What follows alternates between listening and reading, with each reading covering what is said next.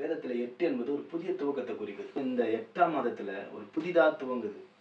மல்கியா தீர்க்கதரிசன புத்தகம் 4ஆம் அதிகாரம் 2வது வசனம், நீங்க வெளியிலே புறப்பட்டு போய் கொழுத்த கன்றுகளாய் வளருவீர்கள்.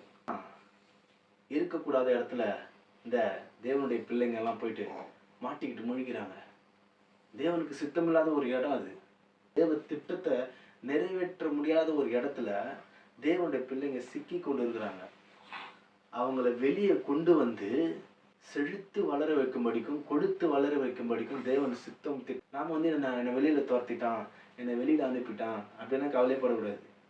அவங்க நம்மளை வெளியில போக சொல்றாங்களா, என்ன சொல்ல வர்றாங்கன்னா, இங்க இருந்தா நீ வளருவ, ஆனா நீ வெளியில இருந்தனா இதை பார்க்கல செழித்து வளருவன்ட்டு அவங்களாம் நம்மளை கொண்டு வராங்க வெளியில.